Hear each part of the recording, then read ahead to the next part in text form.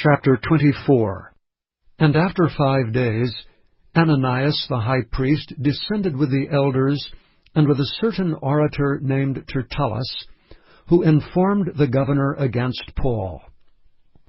And when he was called forth, Tertullus began to accuse him, saying, Seeing that by thee we enjoy great quietness, and that very worthy deeds are done unto this nation by thy providence, we accept it always and in all places, most noble Felix, with all thankfulness. Notwithstanding that I be not further tedious unto thee, I pray thee that thou wouldest hear us of thy clemency a few words.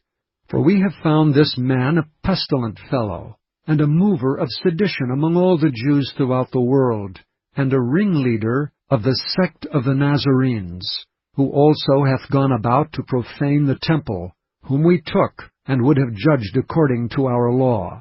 But thy chief captain Lysias came upon us, and with great violence took him away out of our hands, commanding his accusers to come unto thee, by examining of whom thyself mayst take knowledge of all these things whereof we accuse him.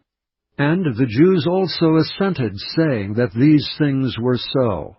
Then Paul, after that the governor had beckoned unto him to speak, answered, Forasmuch as I know that thou hast been of many years a judge unto this nation, I do the more cheerfully answer for myself, because that thou mayest understand that there are yet but 12 days since I went up to Jerusalem for to worship. And they neither found me in the temple disputing with any man, neither raising up the people, neither in the synagogues, nor in the city, neither can they prove the things whereof they now accuse me. But this I confess unto thee, that after the way which they call heresy, so worship I the God of my fathers, believing all things which are written in the law and in the prophets, and have hope toward God which they themselves also allow, that there shall be a resurrection of the dead, both of the just and unjust. And herein do I exercise myself to have always a conscience void of offense toward God and toward men.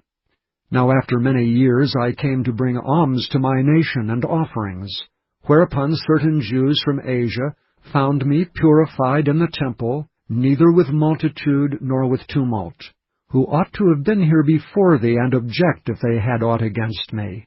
Or else let these same here say, if they have found any evil doing in me while I stood before the council, except it be for this one voice, that I cried standing among them, touching the resurrection of the dead, I am called in question by you this day. And when Felix heard these things, having more perfect knowledge of that way, he deferred them, and said, When Lysias the chief captain shall come down, I will know the uttermost of your matter. And he commanded a centurion to keep Paul, and to let him have liberty, and that he should forbid none of his acquaintance to minister or come unto him. And after certain days, when Felix came with his wife Drusilla, which was a Jewess, he sent for Paul, and heard him concerning the faith in Christ. And as he reasoned of righteousness, temperance, and judgment to come, Felix trembled, and answered, Go thy way for this time. When I have a convenient season, I will call for thee. He hoped also that money should have been given him of Paul, that he might loose him. Wherefore he sent for him the oftener, and communed with him. But after 2 years Porcius Festus came into Felix's room, and Felix, willing to show the Jews a pleasure, left Paul bound.